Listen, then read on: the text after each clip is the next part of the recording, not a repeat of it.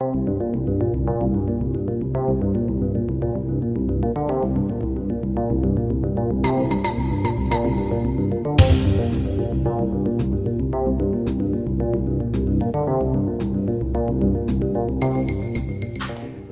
chalecos amarillos representan la ira de los franceses abandonados por el gobierno y la globalización, aquellos habitantes de las zonas más rurales, las zonas de provincias, que durante años han visto cómo los distintos gobiernos han ido reduciendo el transporte público y se veían obligados a utilizar el transporte privado para poder moverse y hacer su vida diaria. Esas personas que ven cada día cómo su poder adquisitivo se ve reduciendo mientras se sienten olvidados por las autoridades de París.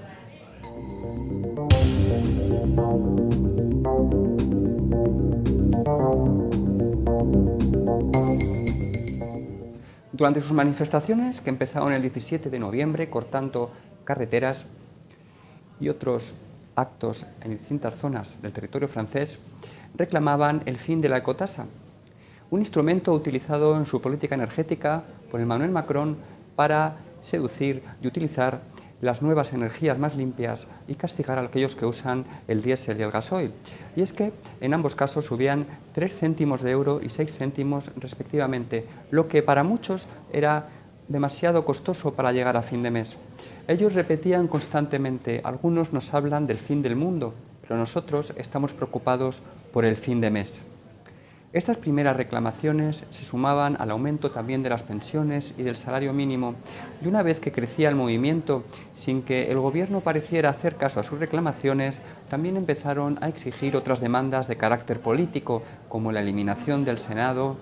como la implantación de un sistema proporcional en lugar de mayoritario en las elecciones francesas. Recordemos que el Frente Nacional, siendo la segunda fuerza o tercera fuerza política en cada elección legislativa, apenas tiene 6 diputados de 577 en la Asamblea Nacional, y otras demandas como también la recuperación del impuesto a las grandes fortunas,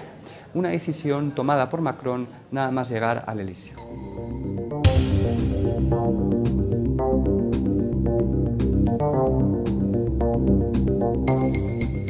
Tras las duras manifestaciones en París que provocaron el caos durante 2 sábados consecutivos,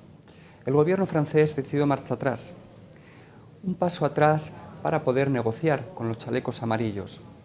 y evitar lo que sería un punto de inflexión en su política de reformas. Y es que muchos pensaban que esta decisión de la ecotasa se le iba de las manos al gobierno, y si no cedían y se plantaban en la mesa de negociación, se amenazaba el resto de reformas del mandato de Macron. El gobierno ofreció reducir durante 6 meses la ecotasa, suspender el encarecimiento de las tasas de electricidad y de gas para el próximo año, como también dejar de hablar del endurecimiento de la inspección técnica de vehículos, medidas todas ellas que intentaban parar la gasolina y la ira que habían provocado los manifestantes.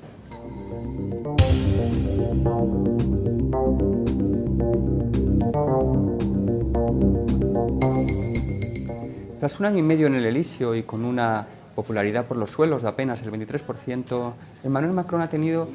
que realizar su primera renuncia. Por primera vez ha dado marcha atrás. Aquel presidente que llegó al gobierno prometiendo no acabar como sus antecesores, es decir, cediendo a la presión de la calle para evitar las reformas que Francia no había hecho durante 40 años, tuvo que dar marcha atrás o echarse a un lado, en las palabras del gobierno. Y es que, según el primer ministro Édouard Philippe, ninguna tasa justifica romper la unidad nacional. Por eso ahora Macron, que prepara en agenda otras reformas, como la de las pensiones, que probablemente tendrán gran contestación, ha preferido recular, intentar negociar con ellos y parar un incendio que amenazaba su futuro, sobre todo de cara a unas elecciones europeas en las que el Frente Nacional de Marine Le Pen encabeza los sondeos.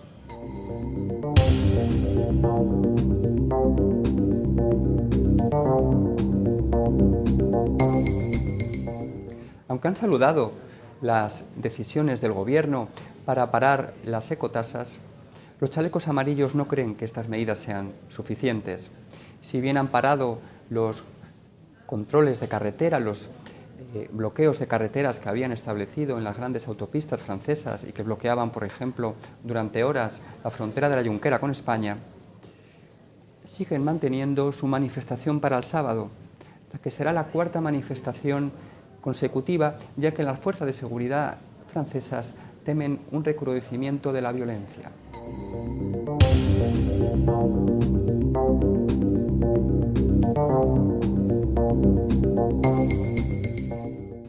El problema de este movimiento, los chalecos amarillos, que es apoyado por el 70% de los franceses según los sondeos,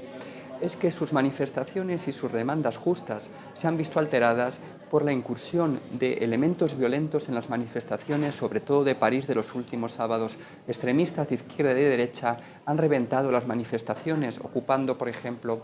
el Arco del Triunfo, destruyendo bienes públicos, escaparates. Los Campos Elíseos se han convertido más de un día en lo que parecía un campo de batalla, en lugar de la probablemente más glamorosa avenida de Francia y de Europa. De ahí que los chalecos amarillos, sin un liderazgo claro y con unas reivindicaciones que, como hemos explicado, van de la bajada de impuestos al aumento del poder adquisitivo de los franceses, así como de las reformas políticas,